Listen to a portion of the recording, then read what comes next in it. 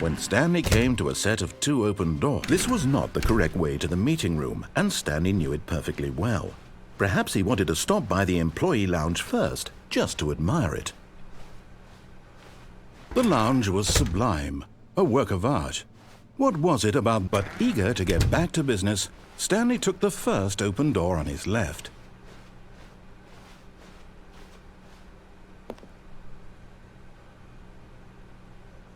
Stanley was so bad at following directions, it's incredible he wasn't fired years ago. Look, Stanley, I think perhaps we've gotten off on the wrong foot here. I'm not your enemy, really, I'm not. I realize that investing your trust in someone else can be difficult, but the fact is that the story has been about nothing but you all this time. There's someone you've been neglecting, Stanley. Someone you've forgotten about. Please, stop trying to make every decision by yourself. Now, I'm not asking for me, I'm asking for her.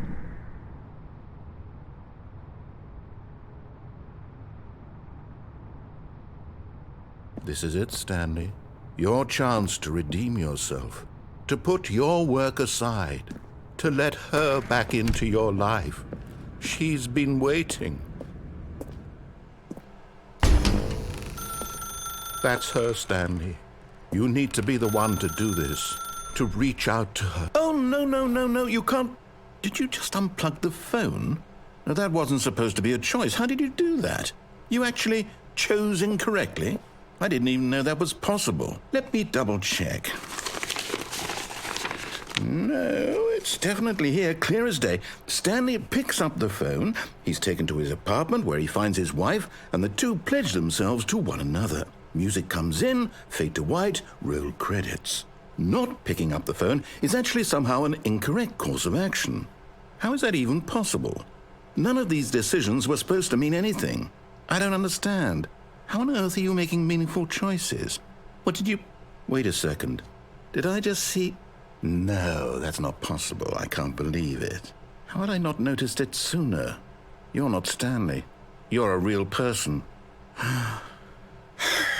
I can't believe I was so mistaken. This is why you've been able to make correct and incorrect choices. And to think I've been letting you run around in this game for so long. If you'd made any more wrong choices, you might have negated it entirely. It's as though you completely ignored even the most basic safety protocol for real-world decision-making. Or did you not grasp the severity of the situation? Well, I won't have that kind of risk on my watch. I'm going to stop the game for a moment so we can educate you properly on safe decision-making in the real world. Please observe this helpful instructional video. Choice.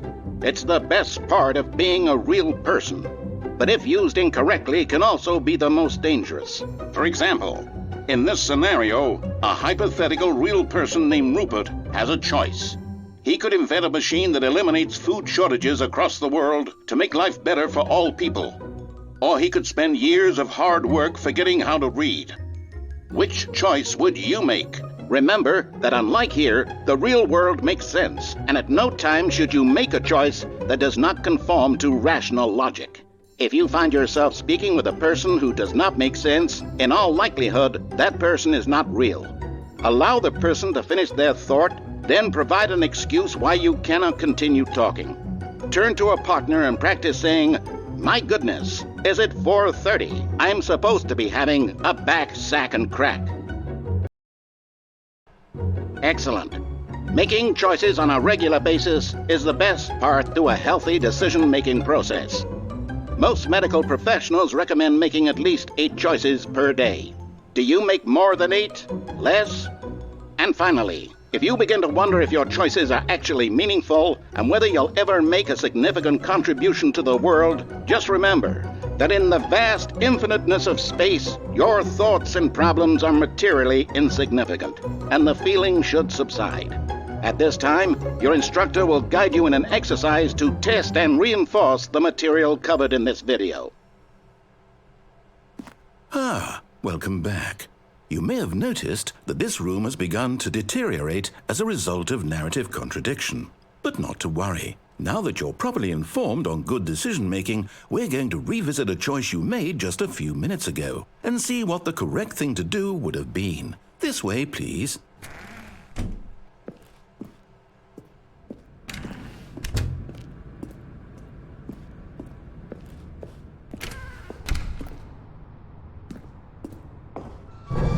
Now that we know your choices are meaningful, we can't have you jumping off the platform and dying. Imagine the main character dying senselessly halfway through the story. That story would make no sense at all.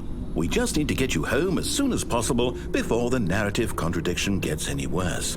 Unfortunately, it seems this place is not well equipped to deal with reality.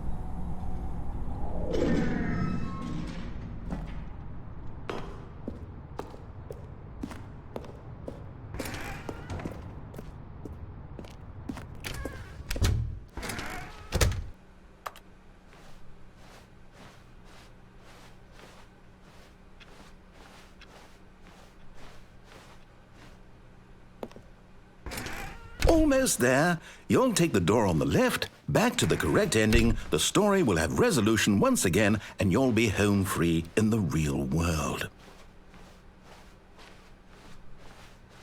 Now remember, all you need to do is behave exactly as Stanley would. That means choosing responsibly and always putting the story first. I'm quite sure you'll be up to the task. Just follow my lead and you'll be fine. All right. When Stanley came to a set of 2 open doors, he entered the door on his left.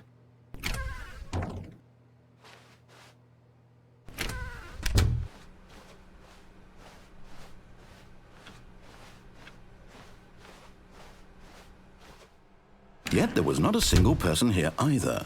Feeling a wave of disbelief, Stanley decided to go up to his boss's office, hoping he might find an answer there. Coming to a staircase, Stanley walked upstairs to his boss's office.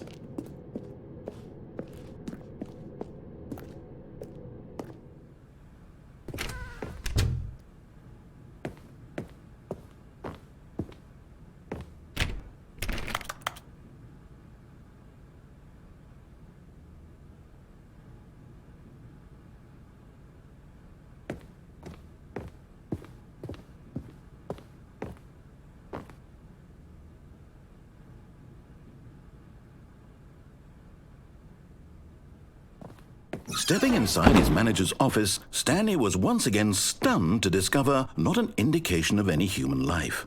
Shocked, unraveled, Stanley wondered in disbelief who orchestrated this, until he saw the door with a voice receiver next to it. Surely behind this door lay all the answers to his questions. And beyond all probability, he knew the passcode. He had seen it on his boss's computer just last week. Nightshark 115. Was this the code to open the door? Would it still work? There was only one way to find out. Stanley had been trained never to speak up, but now he would draw from within himself the courage to face the unknown. He drew a sharp breath and then spoke the code.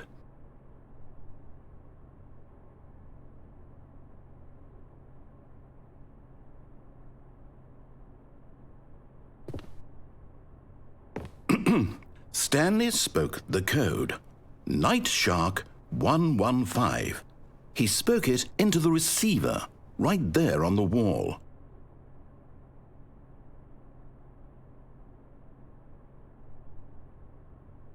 I'm sorry, is there a problem? You didn't mishear me, did you? Please speak the code into the receiver. Otherwise we can't get on with the story. This is a crucial step.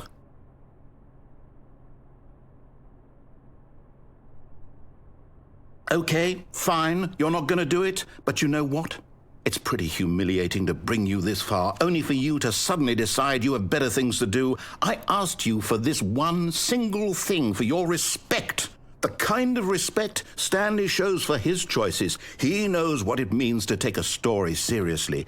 If you didn't want to see what I had to show you, then why did you come here? You had a choice, you know. You could have gone through the door on the right. You could have done whatever the hell you wanted over there. Why did you come this way? Speak. Say something to me. Explain yourself, you coward. You behave exactly as Stanley would. That means choosing responsibly and always putting the story first. I'm quite sure you'll be up to the task. Just follow my lead and you'll be fine. All right.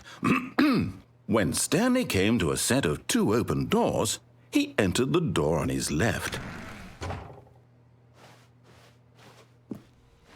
No! Why did you do that? Quickly, hurry back in the other direction. Perhaps we're not too late.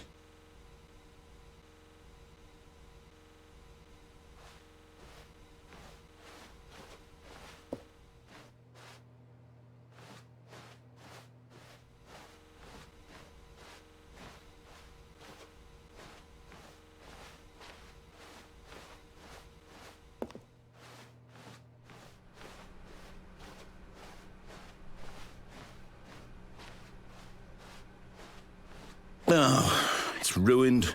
I can't believe, after everything we talked about, that my story, you've destroyed my work. Why? For what? What did you get out of that? What did you think was so special about seeing the game undone, left here like so much garbage? It's worthless now. And what am I supposed to do? Even if there were a way to continue, would it be worth it?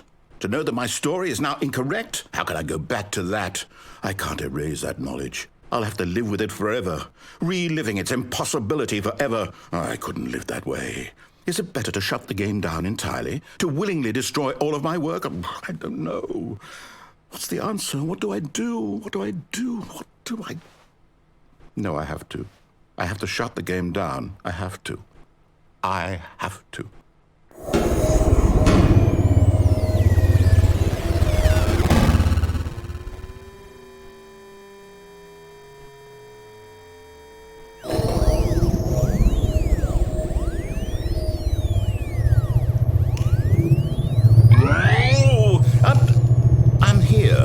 I'm still here in this pile of rubbish, with you, who thought you were so clever. Now look where we are. My entire game is destroyed. It was the only thing in the world that was mine, and you've run it into the ground. What, did you think that would be funny? You just had to see? Didn't I impress upon you how important it was to be like Stanley? He actually knows how to do what I tell him to. He understands that if I say to do something, there's a damn good reason for it. That thought hadn't even occurred to you, had it? That there's a world outside of you?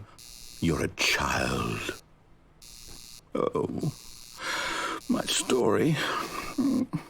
If you'd just gone through the door on the left, you would have seen it. There was a whole underground facility. You would have destroyed it and been victorious. It would have been so perfect. I worked so hard on it. I tried so hard to make... When Stanley came to a set of 2 open doors, he entered the door on his left. Stanley? Hello? Is everything okay? Stanley, please. I need you to make a choice. I need you to walk through the door. Are you listening to me? Can you hear me? Is everything all right? Stanley, this is important. The story needs you. It needs you to make a decision. It cannot exist without you. Do you understand me? Whatever choice you make is just fine. They're both correct. You cannot be wrong here. We can work together. I'll accept whatever you do. I simply need you to take that step forward, please. Choose. Do something. Anything.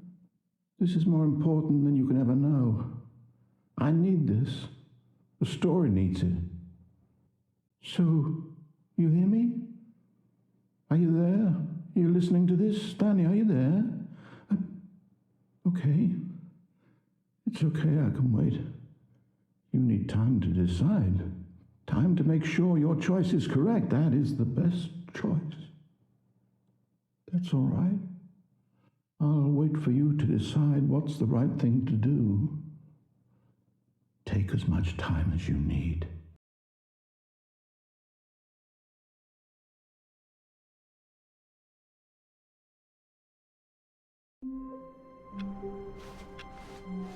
All of his co-workers were gone. What could it mean?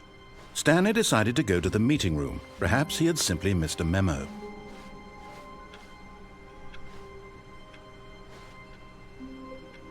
Stanley picked up the bucket and smiled. He'd never be alone again, not truly alone, not with the bucket around. Stanley clutched the bucket tightly to his chest and entered the door on his left.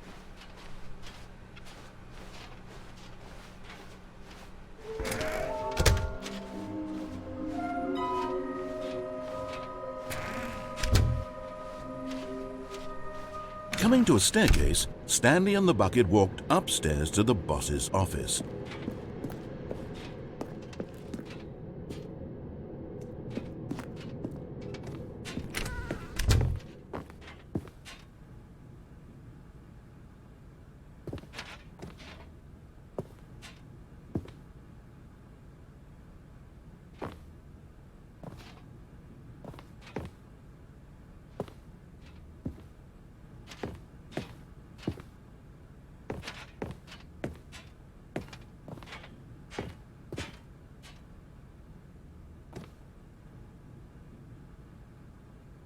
Stepping in.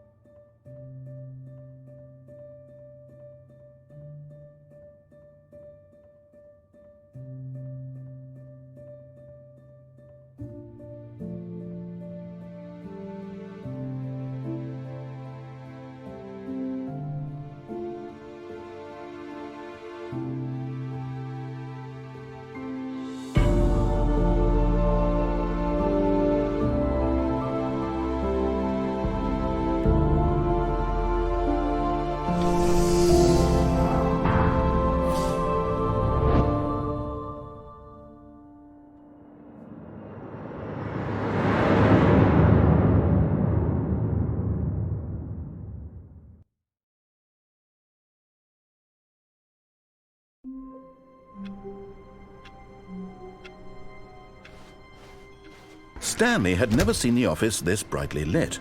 Was it a sign of something? He hoped it was. He hoped very much that it was.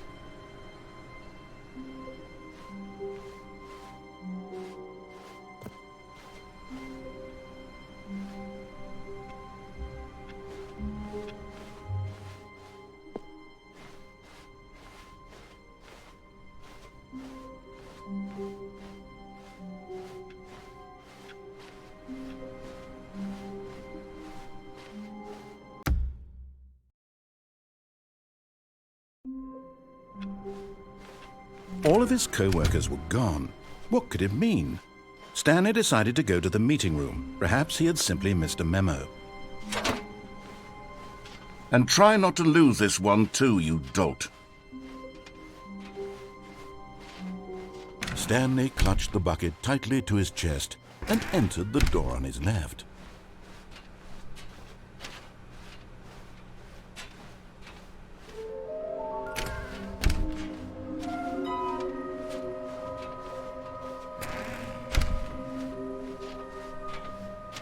Coming to a staircase, Stanley and the bucket walked upstairs to the boss's office.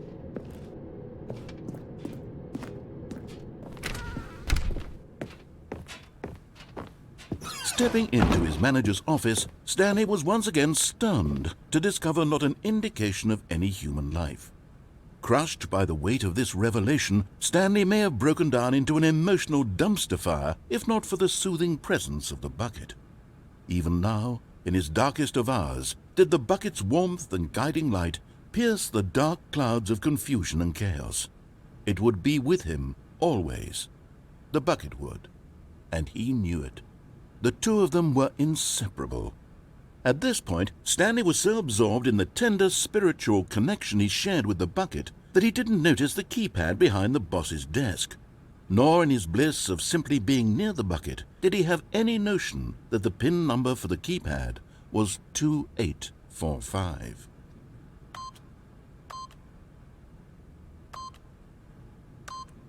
But Stanley guessed the correct code by sheer luck. Was it that the bucket knew all along? Was the bucket guiding him? Yes, this is certainly the most logical explanation.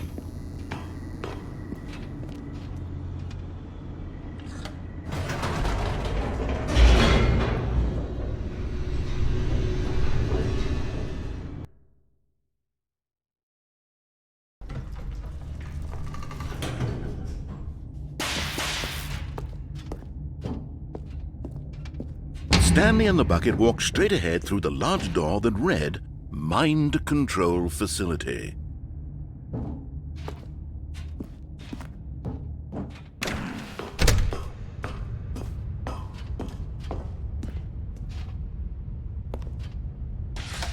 The lights rose on an enormous room packed with television screens.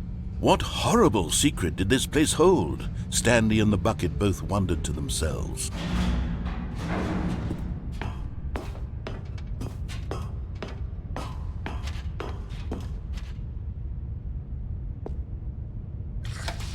The monitors jumped to life, and Stanley nearly dropped the bucket in shock.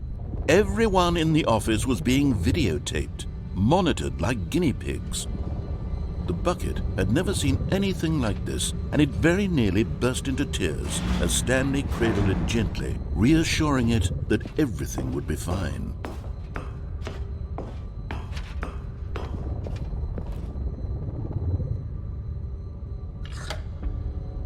Was the bucket under the mind control facility's influence as well? Had the bucket been told to do things it didn't wish to do? What kinds of things does a bucket want to do or not want to do in the first place? These questions raced furiously in Stanley's feeble mind. No! He screamed into the bucket. He couldn't accept it. His own life in someone else's control, never! He squeezed the bucket tighter. His one friend in the entire world. At this point, he could trust no one except for the bucket.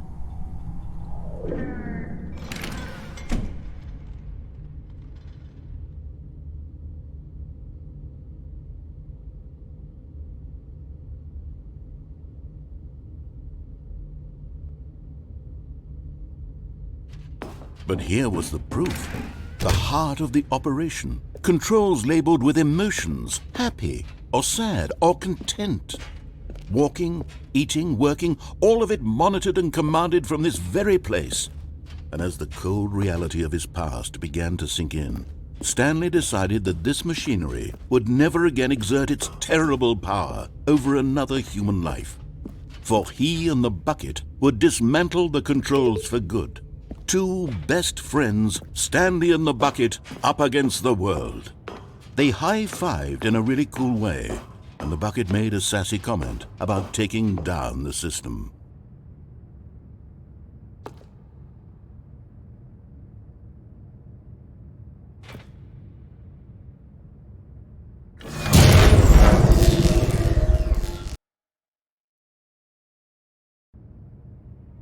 Stanley and the bucket waited in blackness. Was it over?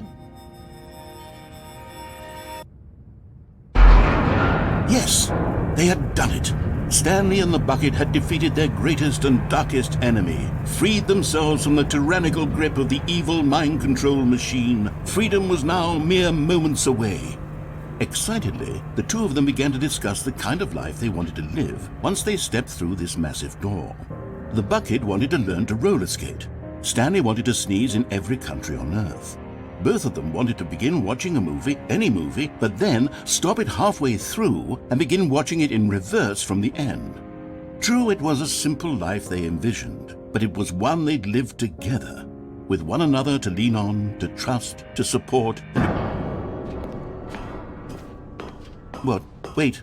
What was happening? Why had the door stopped? Was Stanley and the bucket not about to be freed? An unbearable silence filled the room, lingering in uncertainty, until finally the truth hit Stanley square in the face.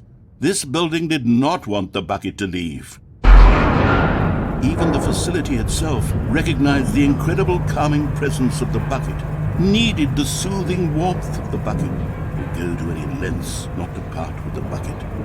No. Stanley can't leave this place. Not while he has such a precious bucket in his arms. Not while this building has anything to say about it. Stanley realized he would never again leave this very room. But at least he has the bucket. To be trapped eternally in darkness isn't really so bad, Stanley thought to himself. As long as I have my bucket with me, right? I'll be okay, won't I?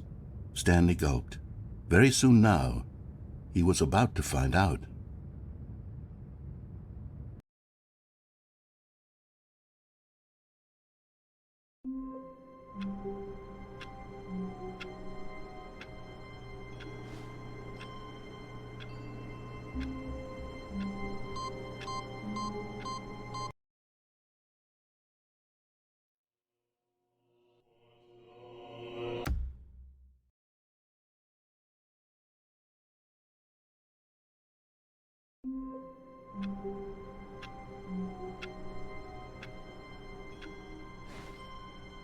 All of his co-workers were gone. What could it mean? Stanley decided to go to the meeting room. Perhaps he had simply missed a memo.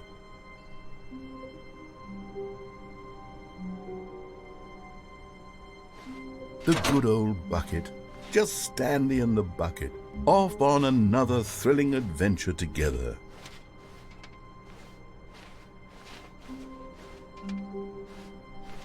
Stanley clutched the bucket tightly to his chest and entered the door on his left. This was not the correct way to the meeting room, but Stanley had felt the bucket calling to him, telling him that the employee lounge was simply the place to be. And here it was. Had the bucket turned out to be correct? Was this better than the meeting room? Yes, Stanley thought to himself. Yes, perhaps it truly was. How insightful the bucket turned out to be. No, never mind. The bucket was wrong. Stanley took the door on his left to go back to the meeting room.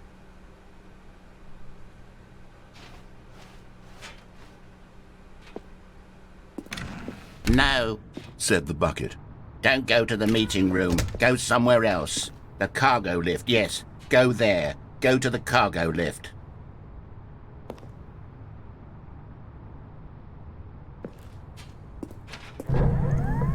Good, said the bucket. Now ride the lift all the way to the top. There's something up there I need you to do. Stanley did not question why or how this bucket was speaking to him. It should have alarmed him, of course, because buckets can't talk. But Stanley chose not to think about this obvious fact. He was firmly convinced that the bucket had spoken to him, and he unthinkingly did whatever the bucket asked.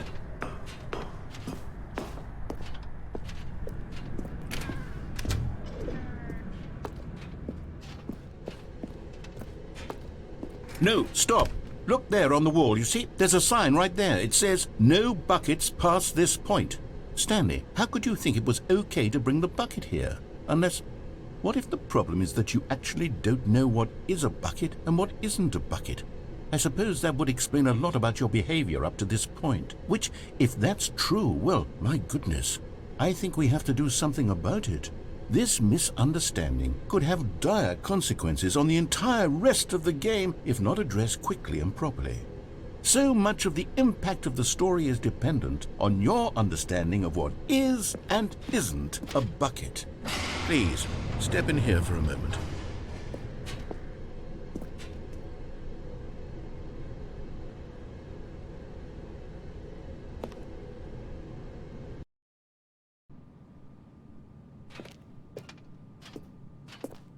Now then, I'm going to run you through some test scenarios and you'll tell me whether or not the thing I'm showing you is a bucket.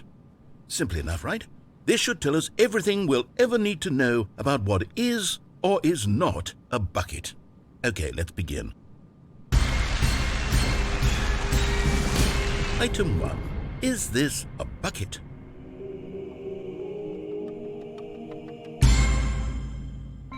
Correct. It is a hologram of a bucket, not an actual bucket.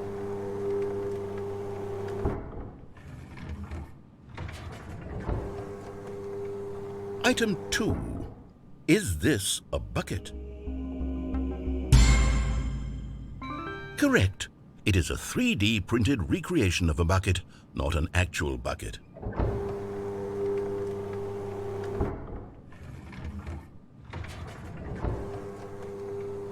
Item 3. Is this a bucket? Incorrect. This is a bucket.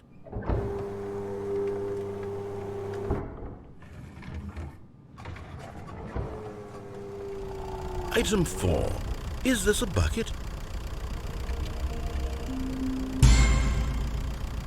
What? Are you hallucinating? This is a tractor. It's an enormous machine that tills the earth. I thought this was a gimmick. How on earth did you manage to screw it up? Absolutely incredible. Let's just move on to the next one.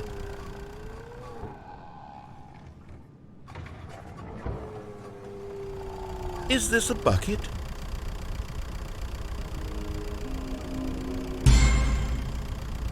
Incorrect. This is a bucket.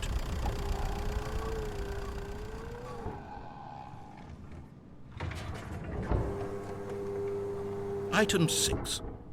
Is this a bucket? Trick question. Both. Gotcha.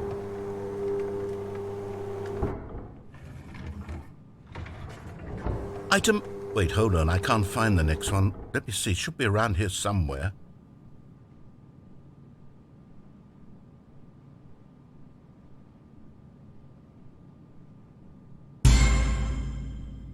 Okay, you and I both know there isn't anything here. And I don't appreciate the implication that nothing is a bucket when we both clearly know that a bucket is something, and therefore nothing could possibly be something. Unless, in your twisted mind, have you somehow convinced yourself that a bucket is nothing? Answer me straight, Stanley. Do you believe that nothing is a bucket?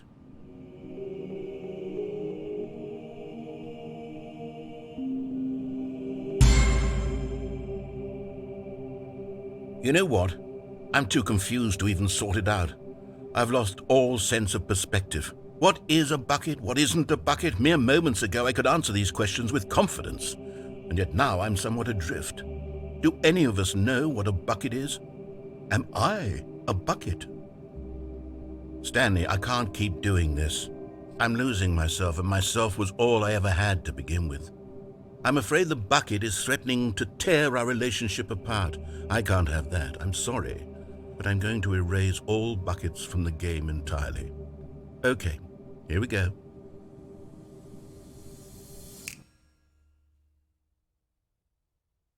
What happened? Is everything gone?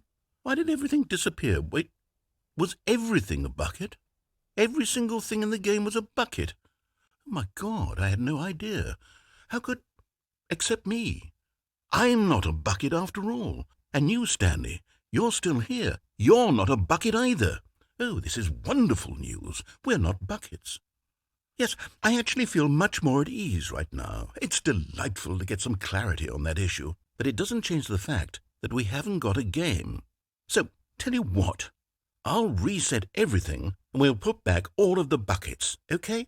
And we'll know that it's all a bucket. But if you run into anyone else, maybe don't mention that. Who knows what that information might do to a person? All right, here we go.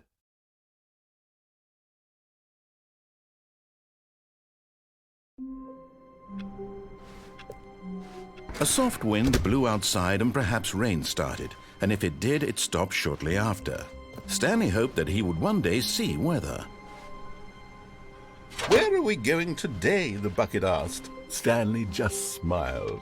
Anywhere they went together would be perfectly fine with him. Stanley clutched the bucket tightly to his chest and entered the door. This was not the correct way to the meeting room, but Stanley had felt the bucket calling to him, telling him that the employee lounge was simply the place to be. And here it was. Had the bucket turned out to be correct? Was this better than the meeting room? Yes, Stanley thought. No, never mind. The bucket was wrong. Stanley took the door on his left to go back to the meeting room. No, said the bucket.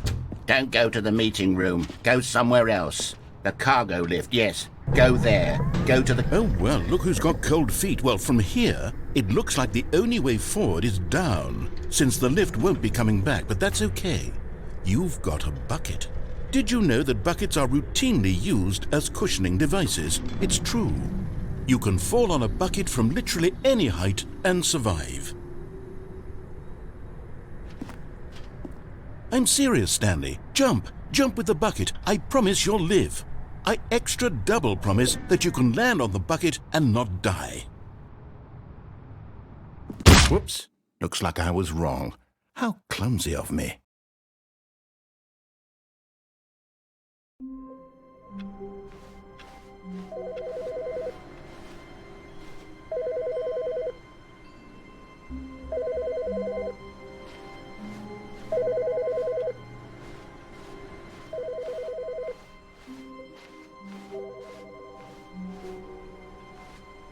A good bucket, a strong bucket, a humble bucket, a committed bucket, a bucket of culture and distinction. Stanley clutched the bucket tightly to his chest, and this was not the correct way to the meeting room, but Stanley had felt the bucket calling to him, telling him that the employee lounge was simply the place to be. And here it was. Had the bucket turned out to be correct? Was this better than the meeting room? Yes, Stanley thought to himself. Yes, perhaps it truly was. How insightful the bucket turned out to be. No, never mind. The bucket was wrong. Stanley took the door on his left to go back to the meeting room. No, said the bucket. don't go to the meeting room. Go somewhere else. The cargo lift, yes. Go there. Good, said the bucket. Now ride the lift all the way to the top. There's something up there I need you to do. Stanley did not question why or how this bucket was speaking to him. It should have alarmed him, of course, because buckets can't talk. But Stanley chose not to think about this obvious fact. He was firmly convinced that the bucket had spoken to him, and he unthinkingly did whatever the bucket asked.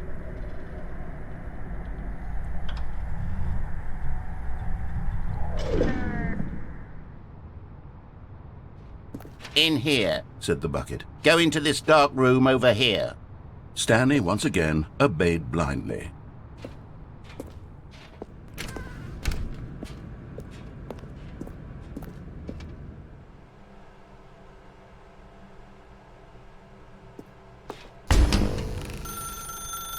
Now pick up the phone, said the bucket. Pick up the phone and it will take us back home, where we can go about life together.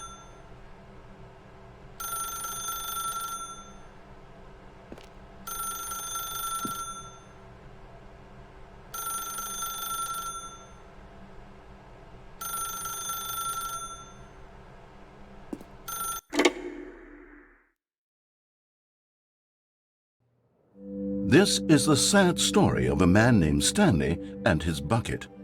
Once upon a time, I gave Stanley a bucket because I thought he was lonely and could use a friend. And then, very distressingly, he began to believe the bucket could speak to him.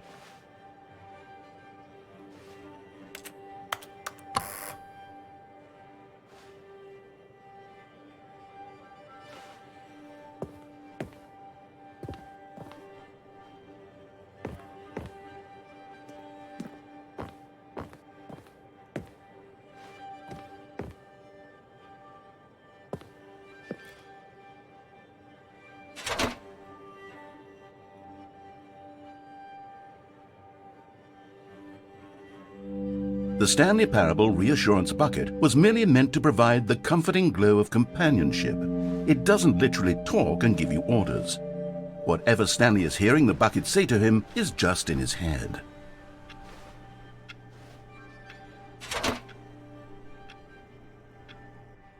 Lately, I've been concerned about him. Wouldn't you be concerned as well? To see him delusional like this, obsessing over an inanimate metal object? I want to say something to him, but I don't know how I can convince him. I don't know if he'll listen to me.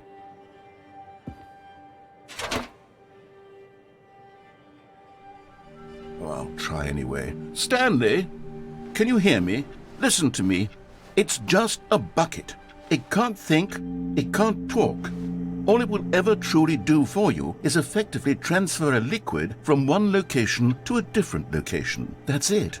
It doesn't do anything else.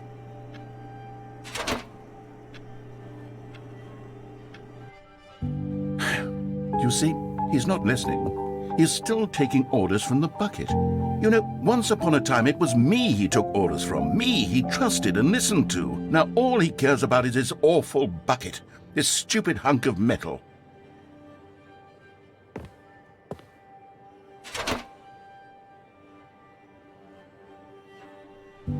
It's sad, but I suppose he doesn't need me anymore. From now on, he's just going to cling to this bucket, this cold, empty bucket, this sort of shiny bucket. Well, I'll give it this. The bucket does have a nice shine to it.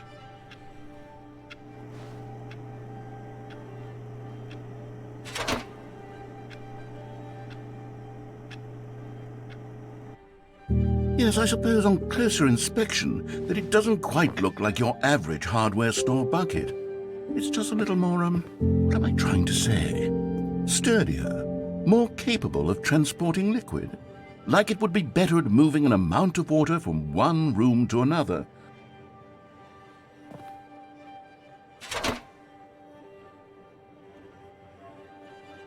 Oh my God, what am I saying? Better at carrying water from room to room. It's a bucket. It's literally just a bucket.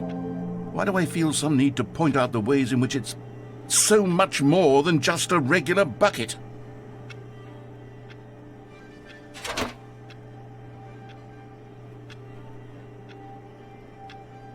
Oh no, I'm having feelings for the bucket. No, no, no, no, no, no, no, no. What's going on? Why do I want to be with the bucket? Hear what the bucket has to say. Do anything it asks. What's wrong with me? I don't understand. Perhaps, if I had the bucket, this would be less confusing. Yes, the bucket could tell me what to do in this troublesome situation. Stanley, give me the bucket. Give it to me. Give me the bucket, Stanley. I need it. Give it to me now. Give it, or I'll...